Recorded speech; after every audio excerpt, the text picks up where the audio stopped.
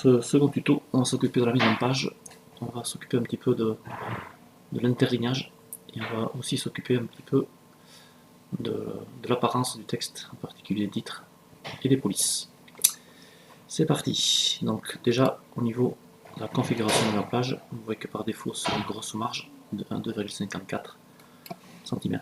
Donc moi, je vais mettre 1 cm partout, 1,5 à gauche pour la marge orographiée ou pour perforer.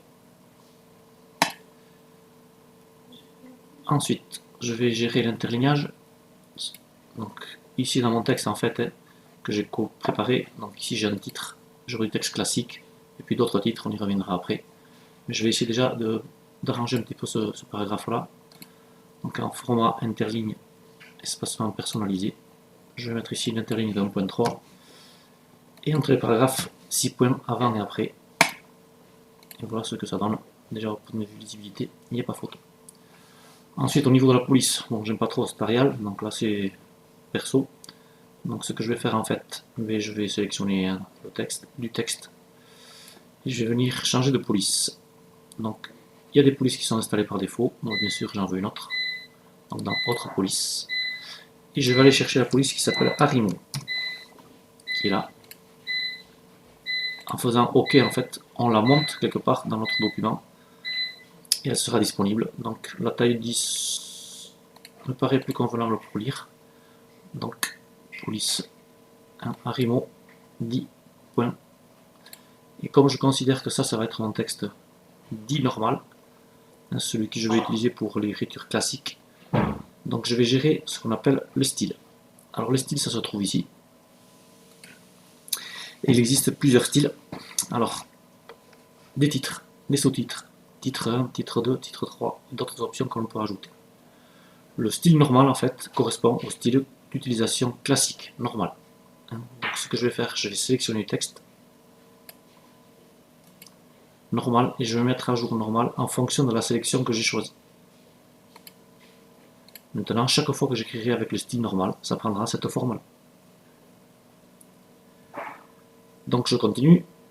Ici, j'ai dit que je voulais mettre l'introduction comme un titre. Alors c'est un titre, moi, mais c'est un titre que je veux faire apparaître un peu plus tard dans un sommaire. Donc qu'est-ce que je vais faire? Je vais sélectionner en fait le titre 1. Ceci, ça ne me plaît pas du tout. En Arimo 20. Donc je vais choisir une autre police de caractère qui s'appelle Roboto Condensed. Donc que je rajoute aussi. Ici en fait je vois que j'ai deux polices que j'ai rajoutées.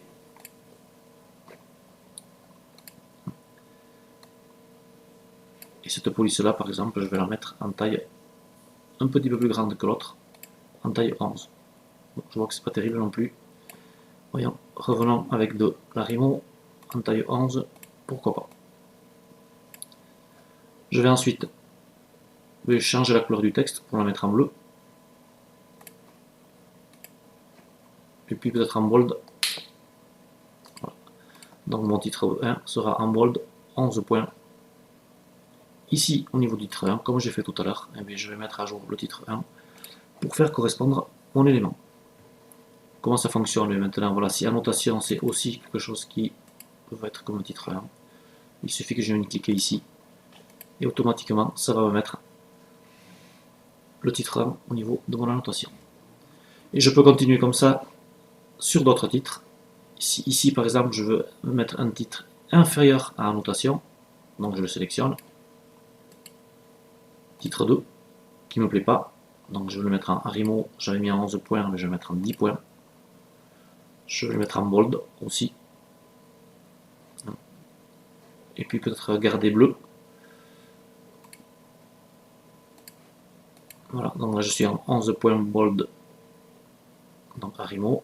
Ici en 10 points Arimo bold, bon pas bold, on va voir, même que ça donne. On va rester comme ça, un peu clair. Et ça donc pour valider la sélection en titre 2, comme tout à l'heure. Je mets en ajout le style de titre pour obtenir ceci.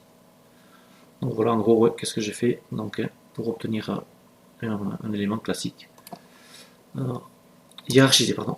Donc quand je vais continuer ensuite à écrire, il suffira en fait que je vienne sélectionner l'endroit puis et choisir en fait l'élément, et automatiquement ça me mettra ce que j'ai choisi. Ensuite, il y a deux autres éléments que l'on peut modifier, le titre et le sous-titre. Ici, ce sont deux éléments donc, qui n'apparaîtront pas dans un sommaire. Donc, le titre correspond en fait à, on va dire, mon début de page. Alors par exemple, je vais l'appeler BG, donc modèle, que je vais mettre en titre qui me plaît pas. Bon, mais là je vais utiliser par exemple la police autocondensette que j'ai créée, que je vais mettre en 10 points, que je vais mettre en bleu aussi. J'ai mis le bleu. Et ceci en fait, je valide comme tout à l'heure, je mets à jour le titre.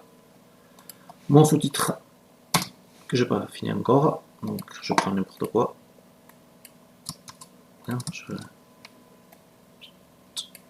Je vais mettre sous-titre, est-ce que ça me plaît? Bouf, pourquoi pas. Allez, on va laisser comme ça.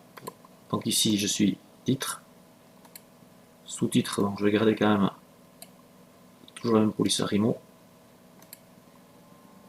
Sous-titre, mettre à jour le style. Titre 1, Arimo 11, en bold, pourquoi pas. Le texte en normal Arimo 10, ok. Annotation titre 1, Arimo 1, et en titre 2, Arimo 10 points bleus. On va rester comme ça pour l'instant.